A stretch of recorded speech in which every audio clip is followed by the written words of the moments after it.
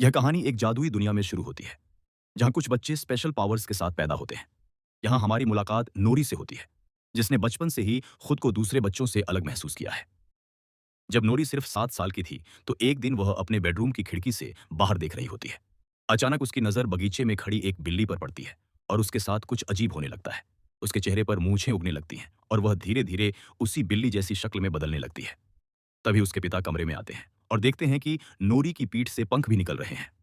उसी पल यह साफ हो जाता है कि नूरी के अंदर एक बहुत ही असामान्य तरह की जादुई शक्ति है। दूसरी तरफ 6 साल बाद नूरी अब बड़ी हो चुकी थी और अपनी सबसे अच्छी दोस्त रिया के साथ सेज एकेडमी जाने वाली है, जो एक बहुत प्रसिद्ध जादुई स्कूल है। रिया के पास आग को कंट्रोल करने की शक्ति थी, लेकिन उसमें कॉन्फिडेंस की कमी थी। वहीं नूरी हमेशा उसे प्रोत्साहित करती रहती है और उसे बताती है कि वह कुछ भी कर सकती है। लेकिन नूरी का अपना जादू भी थोड़ा अजीब होता है। जब भी वह किसी जानवर में बदलती है, तो एक जानवर बनने की बजाय वह गलती से 2 से 3 जानवरों को मिलाकर एक अजीब हाइब्रिड बना देती है, जिसे वह पूरी तरह कंट्रोल नहीं कर पाती। दूसरी तरफ कुछ हफ्तों बाद नूरी और रैना दूसरे बच्चों के साथ सेज एकेडमी जाने के लिए बस स्टॉप पर पहुंचते हैं। तभी एक आदमी अचानक एक पेड़ के पीछे से प्रकट होता है और कहता है कि वह उन्हें उनके नए जादुई स्कूल ले जाने आया है। सभी बच्चे अपने माता पिता को अलविदा कहते हैं और उस आदमी के पीछे जंगल में चले जाते हैं। थोड़ी देर बाद उन्हें एक जादुई पोर्टल मिलता है, जो सीधे सेज एकेडमी की ओर जाता है। एक एक करके सभी बच्चे पोर्टल में कूदते हैं और स्कूल पहुंच जाते हैं। जैसे ही वो पहुंचते हैं, उन्हें एहसास होता है कि उनके फोन अब काम नहीं कर रहे हैं। तभी स्कूल की प्रिंसिपल आती है और सभी बच्चों को बताती हैं कि उनकी शक्तियों के आधार पर उन्हें 5 अलग अलग ग्रुप में बांटा जाएगा। कुछ बच्चे जानवरों से बात कर सकते हैं, कुछ अपने हाथों से वस्तुओं को खींच सकते हैं, कुछ आग को कंट्रोल कर सकते हैं, कुछ उड़ सकते हैं और कुछ किसी भी जानवर में बदल सकते हैं। क्लास शुरू होने से पहले सभी बच्चों का परीक्षण किया जाता है, ताकि उनकी शक्तियों के अनुसार उन्हें सही समूहों में रखा जा सके। सबसे पहले फ्लेयर्स का टेस्ट आता है, जहां बच्चों को 2 मीटर दूर रखी मोमबत्ती जलानी होती है। फिलिप नाम का एक लड़का अपना टेस्ट देता है और पास हो जाता है। लेकिन जब एलियट की बारी आती है, तो मोमबत्ती जलाने की बजाय वह केवल धुआं पैदा कर पाता है, जिससे प्रोफेसर निराश हो जाते हैं। फिर रैना की बारी आती है और वह कमाल कर देती है। वह केवल अपनी छोटी उंगली का इस्तेमाल करके मोमबत्ती जला देती है, जिससे साबित होता है कि उसके अंदर सुपर पावर है। इसके बाद फजीज का टेस्ट होता है, जहां बच्चों को एक कुत्ते से बात करनी होती है और उसकी प्रतिक्रियाएं समझनी होती हैं। केवल वही बच्चे पास होते हैं जो उसे सही तरीके से समझ पाते हैं। तीसरे टेस्ट में बच्चों को अपनी शक्ति से एक फूलदान अपनी ओर खींचना होता है। लेकिन जब पेपर नाम की लड़की कोशिश करती है, तो खींचने की बजाय वह उसे इतनी जोर से धक्का दे देती है कि वह सीधा दीवार से टकरा जाता है। इस वजह से उसे फेल घोषित कर दिया जाता है। इसके बाद उड़ान का टेस्ट आता है, जहां बच्चों को 30 सेकंड तक हवा में रहना होता है। लेकिन आंद्रे के साथ कुछ बिल्कुल अलग होता है। जैसे ही वह अपना भारी बैग उतारता है, वह अचानक अनियंत्रित रूप से उड़ने लगता है और सीधे छत से टकरा जाता है।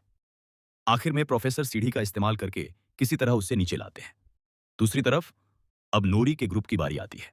इस टेस्ट में बच्चों को एक बिल्ली को देखकर ठीक उसी रूप में 6 सेकंड के लिए बदलना होता है। लेकिन जैसे ही नूरी अपनी शक्ति का इस्तेमाल करती है, वह सिर्फ बिल्ली नहीं बनती, क्योंकि कुछ ही सेकंड में उसकी पीठ से पंख भी निकल आते हैं। यह देखकर सभी प्रोफेसर हैरान रह जाते हैं, क्योंकि एक बार फिर नूरी अपने जादू को कंट्रोल नहीं कर पाती और यही चीज उसे बाकी सबसे अलग बनाती है। टेस्ट खत्म होने के बाद नूरी को भी दूसरे बच्चों की तरह एक कार्ड मिलता है। जब सभी बच्चे ग्राउंड में इकट्ठा होकर अपने कार्ड खोलते हैं, तो उन्हें पता चलता है कि वे किस ग्रुप में हैं। रैना अपना कार्ड खोलती है और देखती है कि उसे फ्लेयर्स ग्रुप में रखा गया है, यानी आग को कंट्रोल करने वालों में। यह देखकर वह बहुत खुश हो जाती है। लेकिन जब नूरी अपना कार्ड खोलती है, तो वह चौंक जाती है, क्योंकि किसी नॉर्मल ग्रुप के नाम की बजाय उस पर सिर्फ यूडीएम लिखा होता है। नूरी को बिल्कुल नहीं पता कि इसका मतलब क्या है। इसके बाद प्रिंसिपल सभी बच्चों को कैफेटेरिया जाकर अपनी यूनिफॉर्म लेने के लिए कहती है। लेकिन नूरी को एक अलग रास्ते पर भेजा जाता है, जिस पर यूडीएम का निशान लगा होता है। दूसरी तरफ जैसे जैसे नूरी उस रास्ते पर आगे बढ़ती है, वह जंगल के अंदर गहराई में छिपे एक अलग रूम तक पहुंच जाती है। वहां बड़ उसका स्वागत करता है और उसे एक अंडरग्राउंड क्लास में ले जाता है। जब नूरी अंदर कदम रखती है, तो उसकी मुलाकात कुछ दूसरे बच्चों से होती है, जो उसकी तरह अपने टेस्ट में असफल हो चुके थे।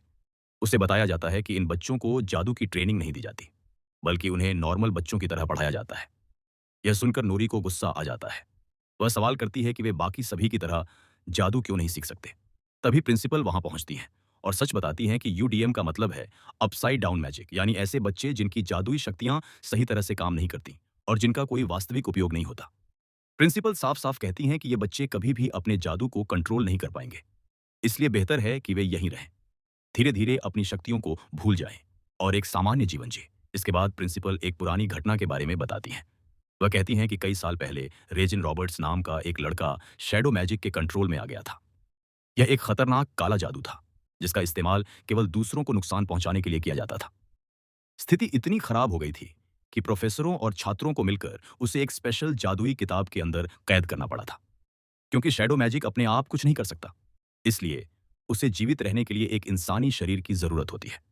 वह आगे समझाती हैं कि यह शैडो मैजिक मुख्य रूप से यूडीएम बच्चों को निशाना बनाता है।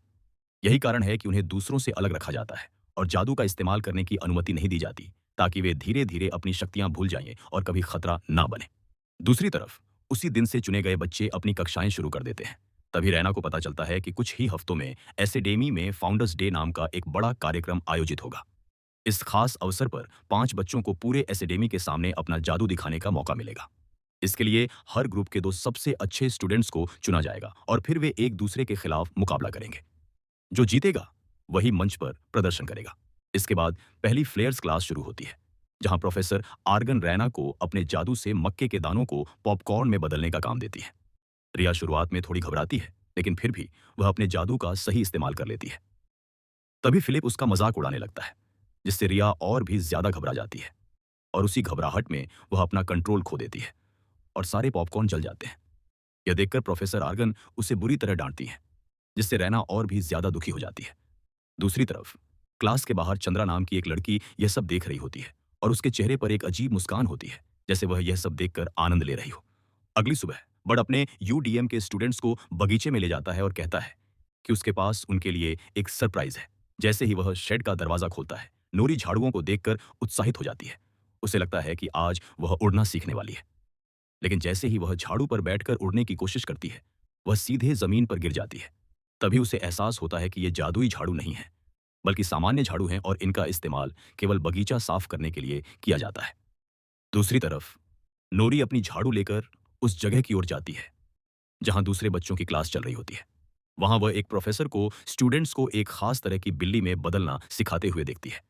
तभी नोरी को पता चलता है कि आने वाले फाउंडर्स डे पर एक बच्चे को पूरे स्कूल के सामने अपना जादू दिखाने का मौका मिलेगा। यह सुनकर नोरी एक योजना बनाती है। वह फैसला करती है कि वह भी अभ्यास करेगी और अपनी प्रतिभा दिखाएगी, ताकि उसे भी बाकी बच्चों की तरह जादू सीखने का मौका मिल सके। इसके बाद नोरी चुपचाप क्लास के और करीब जाती है और उस बिल्ली को ध्यान से देखने लगती है। वह उसकी हर छोटी से छोटी बात और हरकत को याद कर लेती है, ताकि वह बिल्कुल उसी जैसी बन सके। लेकिन अचानक वह एक बार फिर अपनी शक्तियों पर कंट्रोल खो देती है और बिल्ली बनने की बजाय वह एक अजीब हाइब्रिड जानवर में बदल जाती है। यह देखकर प्रोफेसर तुरंत बड़ को बुलाते हैं और उससे कहते हैं कि वह नोरी को संभाले, वरना अगर प्रिंसिपल को पता चल गया तो बहुत बड़ी समस्या खड़ी हो जाएगी। दोपहर के लंच के दौरान नोरी अपने दोस्तों को बताती है कि उसने उस बिल्ली के बारे में हर चीज ध्यान से सीख ली है और अब उसे केवल अपने शरीर पर कंट्रोल करने की प्रैक्टिस करनी है। इसी बीच रैना भी नोरी को देखती है और उससे मिलने जाती है, लेकिन तभी प्रोफेसर आर्गन उसे रोक देती है, क्योंकि स्कूल के नियमों के अनुसार अलग अलग ग्रुप के बच्चों को आपस में बहुत ज्यादा मेलजोल रखने की अनुमति नहीं है। अगली क्लास में फिलिप अपनी शक्ति का शानदार इस्तेमाल करता है और आसानी से दानों को पॉपकॉर्न में बदल देता है। यह देखकर प्रोफेसर बहुत खुश हो जाती है और उसे क्लास का सबसे अच्छा स्टूडेंट चुन लेती है। इसी दौरान जब रिया गलियारे से गुजर रही होती है, तब चंद्रा उसके पास आती है और उसकी बहुत तारीफ करती है। जाने से पहले वह कहती है कि अगर रैना अपनी शक्तियों को और बेहतर बनाना चाहती है, तो वह उसकी मदद कर सकती है। दूसरी तरफ रिया सचमुच सबसे अच्छी बनना चाहती थी, इसलिए वह रात में भी लाइब्रेरी में पढ़ाई करने लगती है। अचानक एक काली किताब अपने आप शेल्फ से नीचे गिर जाती है। जब रिया उसे उठाती है, तो उसे पता चलता है कि यह शैडो मैजिक की किताब है। जैसे ही वह उसे खोलती है, लाइब्रेरी की सारी लाइटें बंद हो जाती हैं और माहौल डरावना हो जाता है। रैना तुरंत समझ जाती है कि उससे गलती हो गई है, इसलिए वह जल्दी से किताब वापस रख देती है और वहां से जाने लगती है। लेकिन तभी उसे एहसास होता है कि वह किताब उसका पीछा कर रही है। दूसरी तरफ नोरी अपने हॉस्टल में अपने दोस्तों के साथ बिल्ली बनने की प्रैक्टिस कर रही होती है, लेकिन वह चाहे कितनी भी कोशिश कर ले, केवल 3 सेकंड बाद ही वह अपना कंट्रोल खो देती है और बार बार अजीब हाइब्रिड जानवरों में बदल जाती है। अगले दिन रैना खिड़की से नोरी को उसके नए दोस्तों के साथ देखती है और थोड़ा उदास महसूस करती है। उसे लगता है कि नोरी उसे भूल रही है। तभी वही शैडो मैजिक की किताब अचानक अपने आप खुल जाती है और उसके पन्ने खुद ब खुद पलटने लगते हैं। वह एक खास चैप्टर पर जाकर रुकती है, जहां छिपी हुई शक्तियों को और अधिक मजबूत बनाने का तरीका लिखा होता है। जैसे ही रैना उसे पढ़ना शुरू करती है, अचानक उसके चारों तरफ काला धुआं बनने लगता है और कुछ ही पलों में वह सीधा उसके शरीर के अंदर एंटर कर जाता है। कुछ घंटों बाद सभी नए स्टूडेंट एक बड़े हॉल में इकट्ठा होते हैं। आज हर ग्रुप के दो सबसे अच्छे स्टूडेंट्स के बीच एक प्रतियोगिता होने वाली है और उसे देखने के लिए सभी लोग आए हुए हैं। सबसे पहले फ्लेयर्स की बारी आती है, जहां फिलिप और रैना आमने सामने खड़े होते हैं। फिलिप को पूरा विश्वास होता है कि वह आसानी से जीत जाएगा, लेकिन इस बार रिया कुछ अविश्वसनीय कर दिखाती है। समय समाप्त होने से पहले ही वह मक्के के दानों को बेहतरीन पॉपकॉर्न में बदल देती है। जब प्रोफेसर आर्गन उसका स्वाद चखती हैं, तो वह बेहद खुश हो जाती हैं क्योंकि पॉपकॉर्न बिल्कुल परफेक्ट होता है। आखिर में फाउंडर्स डे पर अपना जादू दिखाने के लिए फ्लेयर्स ग्रुप से रिया को चुना जाता है। उसी समय नोरी भी वहां पहुंचती है और सबको बताती है कि वह कई दिनों से अपनी शक्तियों को बेहतर बनाने के लिए अभ्यास कर रही है। वह खुद को साबित करने के लिए एक आखिरी मौका मांगती है और फिर सबके सामने एक बिल्ली में बदल जाती है। प्रोफेसर समय गिनना शुरू कर देती हैं, लेकिन केवल 4 सेकंड बाद ही उसकी पीठ से अचानक पंख निकल आते हैं। एक बार फिर नोरी अपना कंट्रोल खो देती है और बार बार अजीब हाइब्रिड जानवरों में बदलने लगती है। वह बहुत डर जाती है। तभी रिया अपनी दोस्त को शांत करने की कोशिश करती है, लेकिन शैडो मैजिक की किताब पढ़ने के बाद उसकी शक्तियां पहले से कहीं ज्यादा खतरनाक हो चुकी थीं। अचानक वह भी अपना कंट्रोल खो देती है और एक विशाल आग का गोला बन जाता है, जो सीधा नोरी की तरफ बढ़ता है और ऐसा लगता है कि नोरी अब बच नहीं पाएगी। लेकिन आखिरी में वह अपने सामान्य रूप में वापस आ जाती है। रिया तुरंत उससे माफी मांगती है और बड़नोरी को शांत होने में मदद करता है। यह सब देखकर प्रिंसिपल बहुत गुस्सा हो जाती है। वह बड़ को चेतावनी देती हैं कि अगर वह अपने स्टूडेंट्स को नहीं कर पाया तो उसकी नौकरी चली जाएगी। इसके बाद नोरी और उसके बाकी दोस्त वापस उदम हेडक्वार्टर लौट जाते हैं।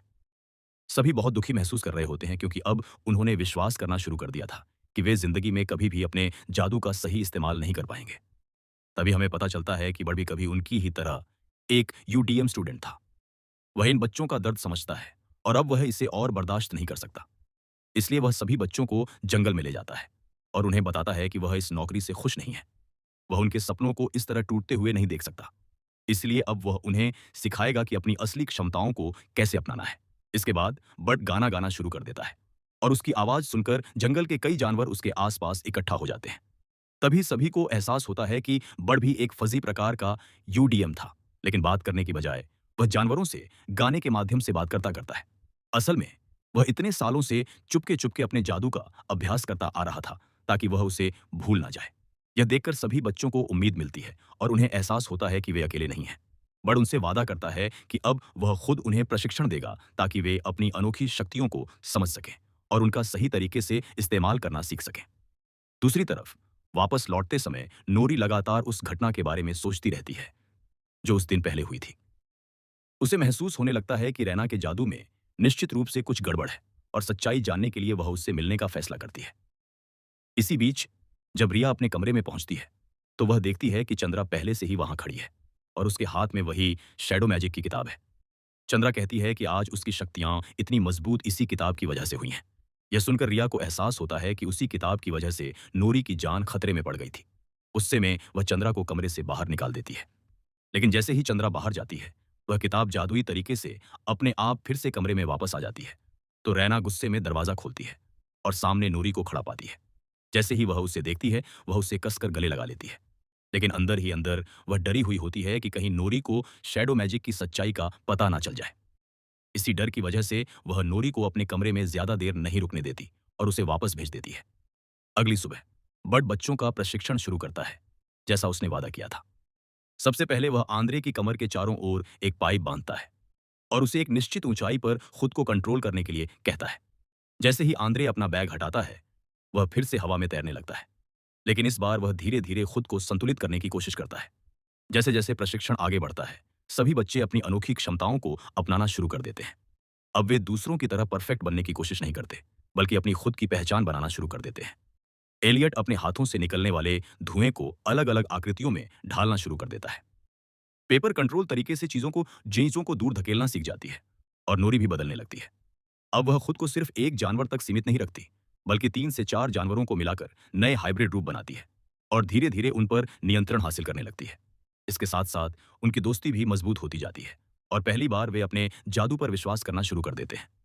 दूसरी तरफ रिया दूर से यह सब देख रही होती है। तभी अचानक चंद्रा एक बार फिर उसके सामने आ जाती है। रिया गुस्से में उसे वहां से चले जाने के लिए कहती है, लेकिन अब बहुत देर हो चुकी थी क्योंकि वह पहले ही शैडो मैजिक की किताब का इस्तेमाल कर चुकी थी। अब चंद्रा और रिया के बीच एक खतरनाक संबंध बन चुका था। और सबसे चौंकाने वाली बात यह थी कि चंद्रा को कोई और देख ही नहीं सकता था। सिर्फ रिया ही उसे देख सकती थी। जब दूसरे बच्चे रिया से पूछते हैं कि वह किससे बात कर रही है, यह समझते ही रिया डर जाती है और तुरंत अपने कमरे की तरफ भागती है। लेकिन चंद्रा उसका पीछा नहीं छोड़ती। वह रिया को उकसाती है और कहती है कि उसकी शक्ति यहाँ मौजूद किसी भी व्यक्ति से कहीं ज्यादा बड़ी है।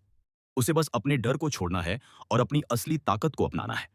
धीरे धीरे रिया उसकी बातों से प्रभावित होने लगती है और अपने डर को छोड़कर अपने अंदर मौजूद अंधेरे जादू को स्वीकार करने का फैसला कर लेती है। उसी समय नूरी वहां पहुंच जाती है और वह साफ महसूस कर सकती है कि रिया के आसपास कोई बुरी शक्ति मौजूद है। अब सब कुछ साफ हो जाता है। शैडो मैजिक केवल यूडीएम बच्चों तक सीमित नहीं है, यह किसी को भी अपने कंट्रोल में ले सकता है। रिया अब पूरी तरह से अंधेरी शक्तियों के कंट्रोल में आ चुकी होती है। यहाँ तक कि उसकी आवाज भी बदल जाती है और एक डरावनी आवाज में वह कहती है कि बहुत जल्द पूरा स्कूल नष्ट हो जाएगा। वह नूरी को चेतावनी देती है कि अगर उसे अपनी जान प्यारी है तो उसे तुरंत यह जगह छोड़ देनी चाहिए। यह सुनकर नूरी डर जाती है और सीधे बड़ के पास भागती है। उसे सारी बात बता देती है। नूरी और उसके दोस्त फैसला करते हैं कि उन्हें प्रिंसिपल को इसकी जानकारी देनी चाहिए, लेकिन बड़ उन्हें रोक देता है। वह कहता है कि लिंडा उनकी बात पर विश्वास नहीं करेंगी, इसलिए वह सभी को अगले दिन तक इंतजार करने के लिए कहता है। उसे पूरा यकीन होता है कि यह बुरी शक्ति फाउंडर्स डे के दिन हमला करेगी। दूसरी तरफ अगली सुबह सभी बच्चे और प्रोफेसर बगीचे में इकट्ठा होते हैं। प्रिंसिपल रिया को मंच पर बुलाती हैं ताकि वह अपना जादू दिखा सके। शुरुआत में रिया आग से हवा में अक्षर बनाकर सभी का अभिवादन करती है, लेकिन फिर अचानक माहौल बदल जाता है। वह अपने हाथ में एक विशाल आग का गोला बना लेती है और उसकी छाया पूरे बगीचे में फैल जाती है। अचानक उसके अंदर से एक डरावनी आवाज गूंजती है जो कहती है कि वह कई सालों बाद वापस लौट आया है। यह सुनते ही सभी प्रोफेसरों को एहसास हो जाता है कि यह वही खतरनाक शैडो मैजिक है जिसने कई साल पहले एक बच्चे को अपने वश में कर लिया था। अब स्थिति बेहद गंभीर हो जाती है। इस राक्षस को रोकने के लिए प्रोफेसर आर्गन और उनके स्टूडेंट्स आग से हमला करते हैं, लेकिन उसका कोई असर नहीं होता। फिर जानवरों को बुलाया जाता है, लेकिन वे डर जाते हैं और वहां से भाग जाते हैं। दूसरे बच्चे भी अपनी अपनी शक्तियों का इस्तेमाल करते हैं, लेकिन कोई भी उसे रोक नहीं पाता। आखिर में यूडीएम बच्चे आगे आते हैं। पेपर अपनी शक्ति से राक्षस को पीछे धकेल देती है। एलियट धुएं की एक दीवार बना देता है ताकि वह जीव कुछ भी न देख सके। आंद्रे हवा में उड़कर उसका ध्यान भटकाता है और उसी समय नूरी एक डरावने हाइब्रिड जानवर में बदल जाती है और उसके सामने खड़ी हो जाती है। प्रिंसिपल सभी को एक साथ हमला करने का आदेश देती है, लेकिन नूरी सबको रोक देती है क्योंकि वह जानती है कि इस राक्षस के अंदर उसकी सबसे अच्छी दोस्त रिया मौजूद है। अब अपनी जान की परवाह किए बिना नूरी अकेले ही उस जीव का सामना करती है। राक्षस उस पर हमला करने ही वाला होता है कि तभी अचानक उसके अंदर एक शक्तिशाली विस्फोट होता है और वह उसी जगह नष्ट हो जाता है। असल में आखिरी क्षण में रिया ने अपने अंदर मौजूद बुरी शक्ति को हरा दिया था और अपनी आत्मा को मुक्त कर लिया था। यह देखकर नूरी राहत महसूस करती है और दौड़कर रैना को कसकर गले लगा लेती है। आखिर में यूडीएम बच्चे मिलकर पूरे स्कूल को बचा लेते हैं और साबित कर देते हैं कि उनकी अनोखी शक्तियां भी उतनी ही खास हैं। इसके बाद यूडीएम प्रोग्राम को बंद कर दिया जाता है और अब सभी बच्चे एक साथ मिलकर जादू सीखते हैं। बर्ड को आखिरकार एक असली प्रोफेसर बना दिया जाता है जो नए और अलग तरीकों से जादू सिखाता है। और यहीं पर यह कहानी समाप्त हो जाती है।